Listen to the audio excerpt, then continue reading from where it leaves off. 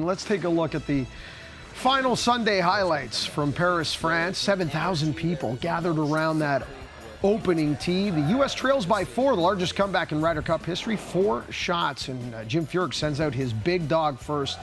Justin Thomas against Rory McIlroy. This would end up being really the most compelling match of the day as Justin Thomas chips in here, and that's for half on the hole, and they come right down to the 18th. Rory choosing 3-wood off the tee. Bob finds the bunker, the buried lie, which you really didn't see much of this week.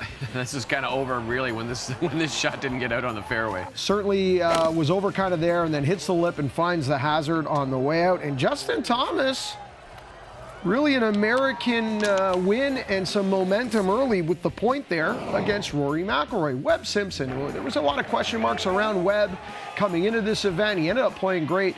Justin Rose here, 2 down on 8. Not for the line and the weight, that's not a bad putt. putt. I was going to say. Webb Simpson ends up taking down Rosie 3 and 2. Certainly an upset there on Sunday, and could they have a big comeback coming?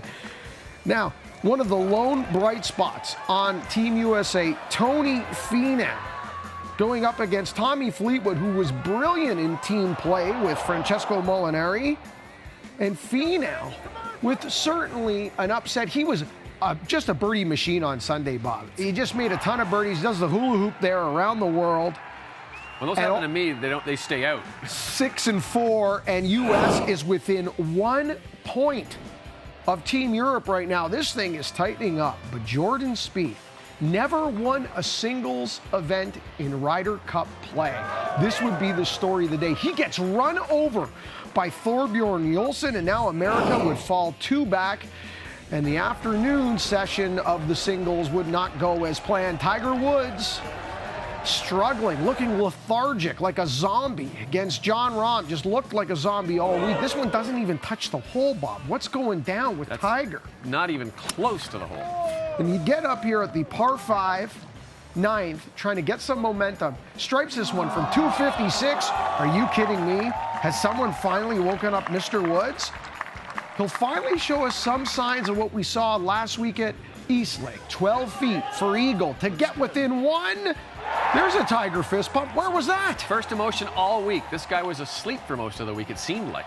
Certainly seemed that way, and you thought, well, maybe Tiger can turn the tide. They get up on 17. Tiger finds the rough.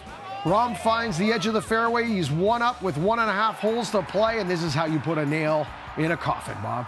Jon Rahm not playing all that great in the first part of the week, but boy, he came to deliver on Sunday. I love this. This is raw. This isn't planned. This is just raw emotion.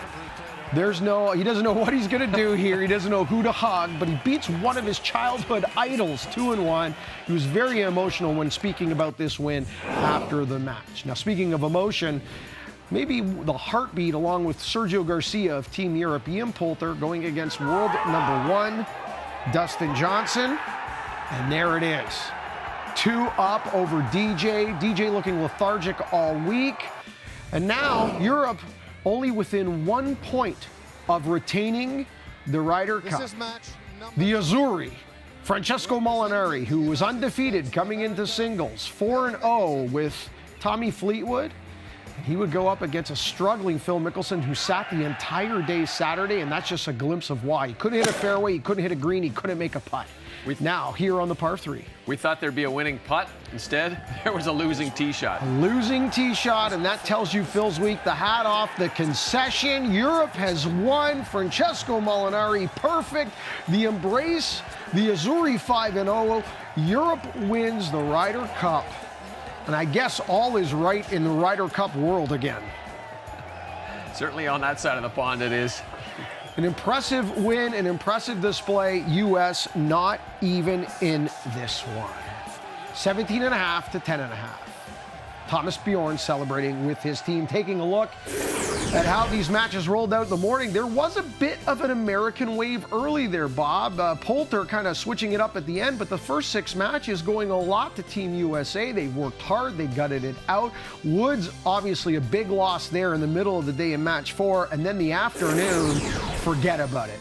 Nowhere even near this thing. They got smoked. They got run over. It was all Europe in the afternoon. It ended up being all Europe at the end of the day.